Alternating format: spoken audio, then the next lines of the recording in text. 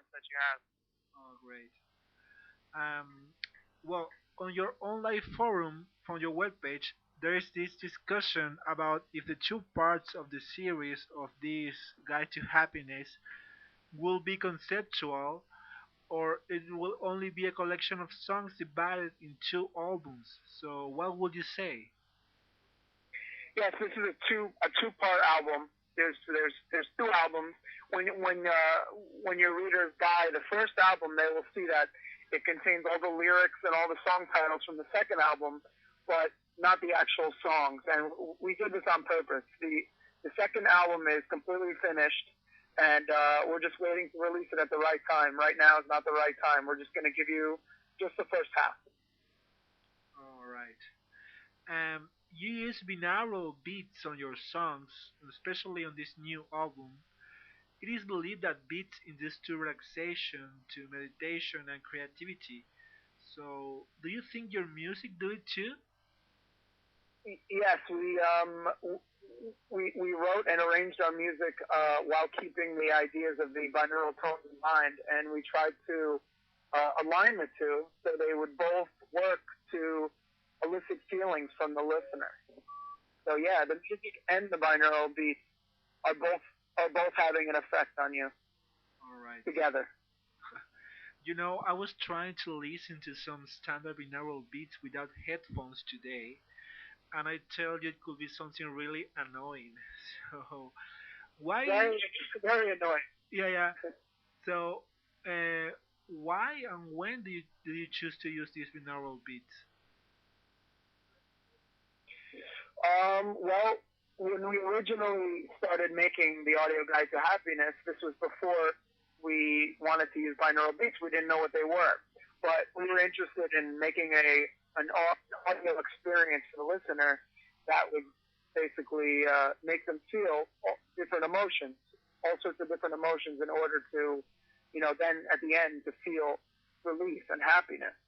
So while we were making this and writing the songs this way, Annadale, the singer, Yeah. came across this idea of binaural tones and binaural beats, and he suggested that it might be a good idea for us to include this phenomenon within our music. It was a perfect fit for the concept of the record and the concept of Jolly. Oh, great. Um, okay, in some interview, I read that people compares you with such bands as Pink Floyd, Depeche Mode, Tool, or Radiohead. Are these actually your influences? It's funny. Everybody compares us to different bands. Everybody has a different band that we remind them of in some way. And yeah, all those bands do influence us, but so do 100 other bands.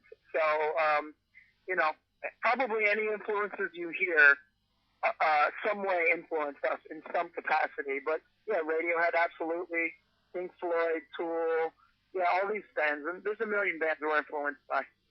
Oh, good. And with the last album, you say that there was no conscious decision when writing or arranging music. That if you felt like doing a heavy riff, then you do it. So, what's the same with this Guide to Happiness? Oh, and the way we wrote and arranged it, you mean? Yeah. Well, the way we write our music is very organic. We just feel things out. We all work together to write the songs. Every one of us writes. So when and we have a lot of songs backlog. So we have a lot of written songs. So when we were working on the concept for the audio guide, we had songs that we were able to choose from in order to elicit the feelings we wanted to elicit. So the actual musical writing is very organic and natural, and it's not really controlled. But then once we have a lot of songs to select from, it was more conscious in the order and the arrangement and the way that we put it together at that point. Well, on the past, you talk about the pro cliche that bands like Dream Theater helped to spread around the metal fans, like ridiculous Yeah. solos, high vibrators, and this stuff. So I thought you're not that into these kind of bands that are more a show-off band of their skills, don't you? So what do you listen lately? What do I listen to lately? Yeah. You know, lately I've been listening to a lot of Kevin Townsend actually, and Kevin Townsend, and also Strapping Young Lad, his old metal band. And but I listen to everything that I've been listening to since I'm young.